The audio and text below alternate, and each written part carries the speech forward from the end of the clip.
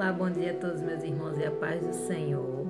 Hoje a devocional se encontra no livro de Deuteronômio, o capítulo 10 e o versículo 17, que diz assim: Pois o Senhor vosso Deus é o Deus dos deuses e o Senhor dos senhores, o Deus grande, poderoso e terrível, que não faz acepção de pessoas, nem aceita recompensas, nem aceita subornos. Tem umas traduções que falam assim.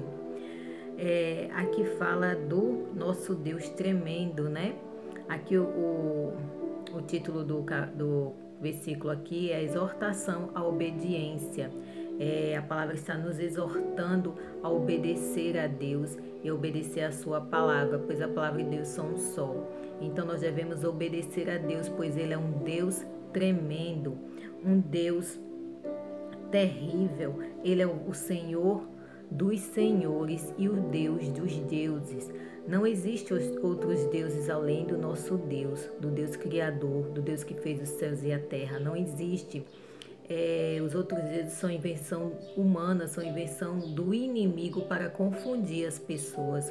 O único Deus que existe é somente o nosso Deus. Então a Ele nós devemos reverência, a Ele nós devemos louvores, a Ele nós devemos gratidão e a Ele nós devemos viver a nossa vida pautada na palavra de Deus, enraizada e vivificada na palavra dEle. Então, só existe esse Deus, que é esse Deus grande e poderoso, que é o Deus Criador, que é o nosso Pai. O Pai que fez todas as coisas, o Deus que criou todas as coisas, Ele é o Pai de todos aqueles que o buscam e que querem conhecer a Ele e que entregam suas vidas a Eles. Todas essas pessoas que recebem Jesus como Senhor e Salvador das suas vidas são filhas desse Deus tremendo, desse Deus terrível. Aqui a palavra fala Deus terrível, pois Ele sabe de todas as coisas. E ai do homem que cair na mão de Deus, né? Porque nós devemos ter consciência dos nossos erros, das nossas falhas. E se a gente cai nas mãos de Deus com ira, quando Deus está irado, nós devemos ter muito cuidado da gente não irar a Deus e não viver em desobediência para vivermos fora do caminho de Deus. Porque Deus, a palavra fala, Deus é que tem o poder da vida e da morte e que tem o poder de lançar a nossa alma no inferno. Então nós devemos reverência, nós devemos clamar a Ele por misericórdia e perdão, pois todos aqueles que se achegam a Deus, esses vão ter misericórdia, esses vão ter perdão.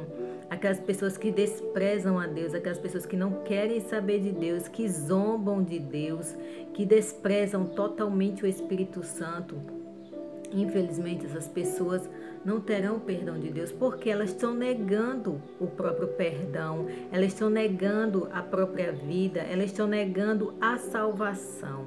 Pois quando a gente nega Jesus, a gente está negando a nossa salvação, a gente está negando a nossa comunhão com Deus, a gente está negando a nossa vida no céu. Então a gente deve ter muito cuidado quando a gente vive a nossa vida de forma dissoluta, não querendo viver as coisas de Deus, não querendo obedecer a sua palavra, porque é que nem aqui fala, a palavra fala, terrível coisa é cair nas mãos de Deus, pois Ele é que tem o poder de lançar a alma do homem no inferno, e Ele que tem o poder de tirar de lá. Por isso que nós devemos clamar a Ele por misericórdia, pois Ele foi quem nos criou e Ele que nos fez. Mas Ele nos deu o livre-arbítrio, né? Nós que escolhemos a nossa caminhada aqui na terra. Nós é que trilhamos os nossos caminhos. Então a gente deve ter muito cuidado e procurar caminhar os caminhos de Deus para nossas vidas. E o caminho de Deus é bom, é perfeito, é agradável. A sua vontade é boa, perfeita e agradável. E Ele quer que todos nós sejamos abençoados pelas suas palavras. Ele quer que sejamos guiados pela sua palavra, pois Ele deixou a palavra dele para nós sermos guiados por ela e vivermos na conformidade da sua palavra, em obediência. Quando a gente busca conhecer a palavra, a gente se torna mais obediente à palavra de Deus.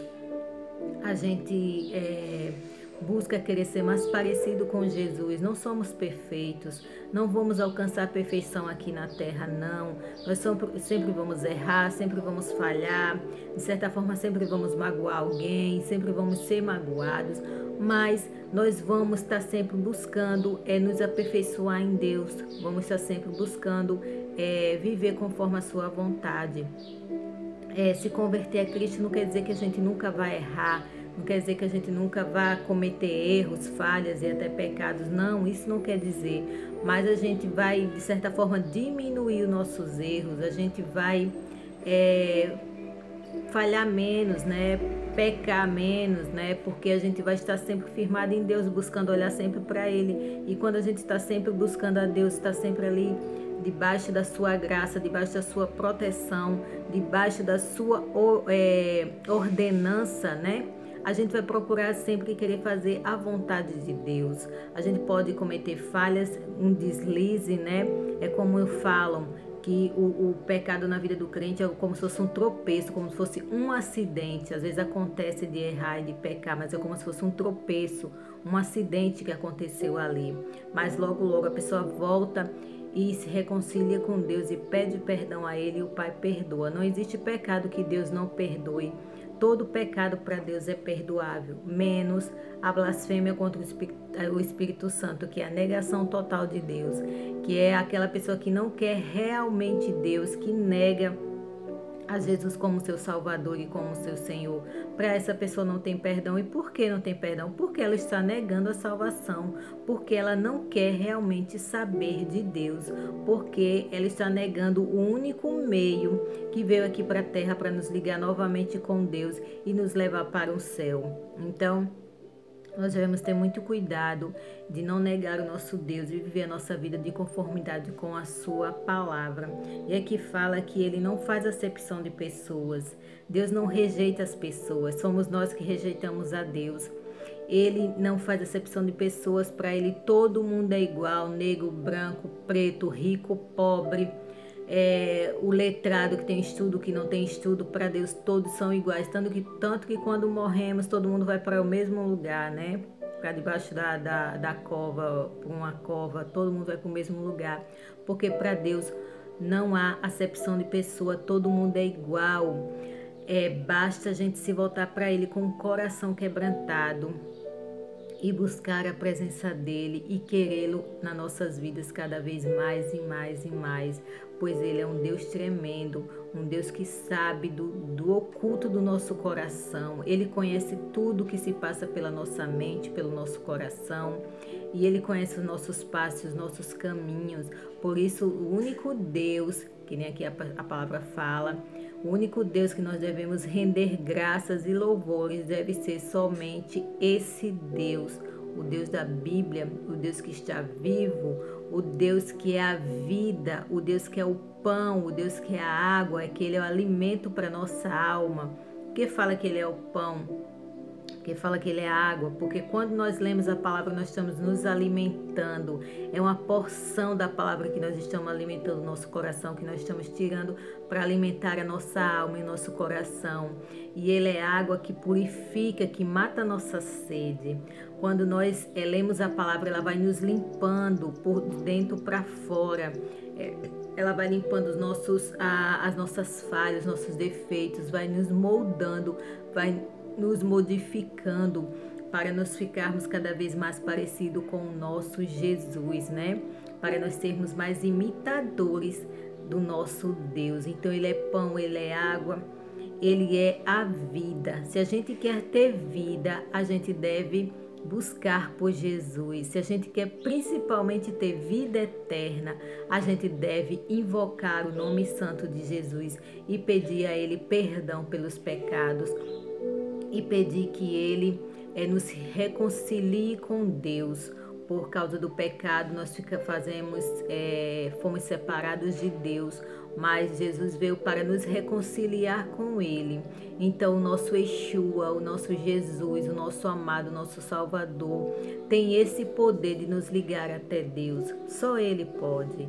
Não existe outro meio de salvação, não existe outro caminho, não existe outros deuses que vão nos levar até Deus. Não é imagem de esculturas, não são orações repetitivas, não é uma vida correta que vai te levar para Deus, não é você ser bonzinho, não é você dizer que tem um coração bom, que é uma pessoa honesta, sincera, verdadeira, que vai te levar até Deus. Não, a única pessoa que pode te levar até Deus só é Jesus.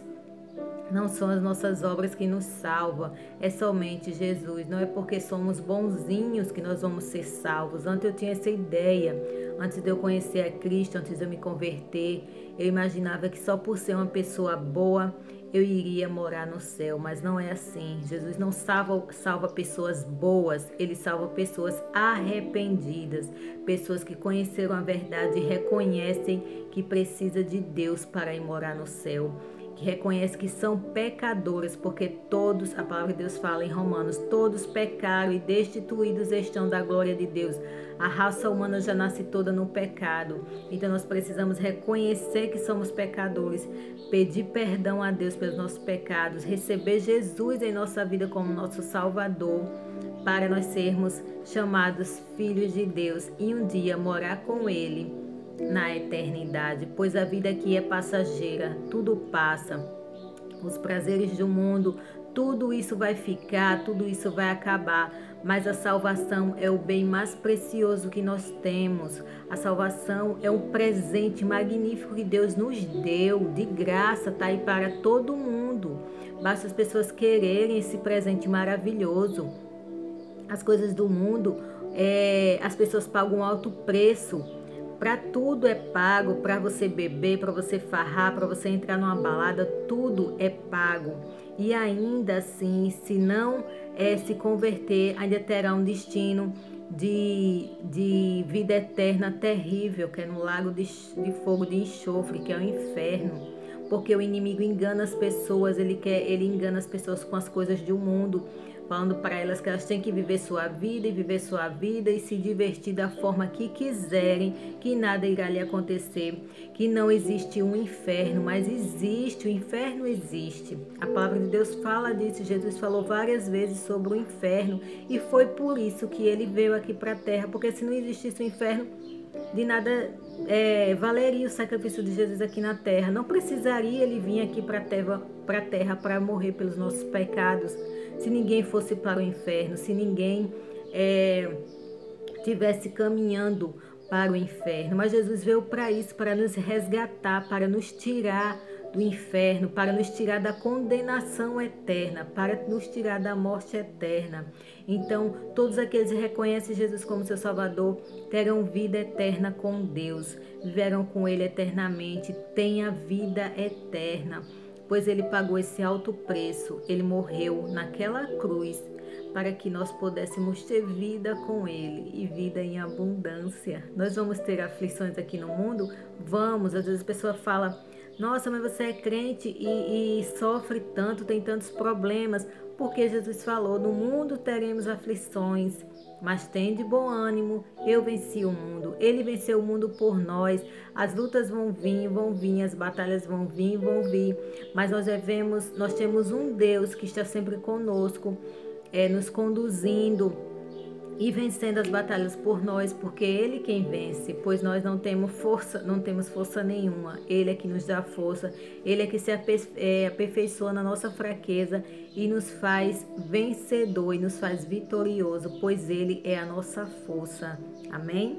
Então, que a nossa vida seja guiada por Deus, pois Ele é o único Deus, o Deus todo-poderoso e terrível, como aqui a palavra de Deus fala. A gente deve temor da palavra dele e viver em conformidade à palavra de Deus. Então, que essa palavra alcance o seu coração e a sua vida, que você seja ricamente abençoado, seja alimentado através dessa palavra e que possa ter falado o seu coração e te libertar de alguma forma, de alguma coisa.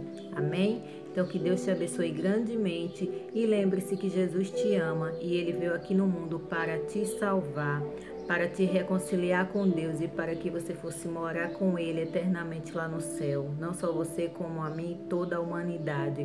Então, Deus te abençoe. Amém?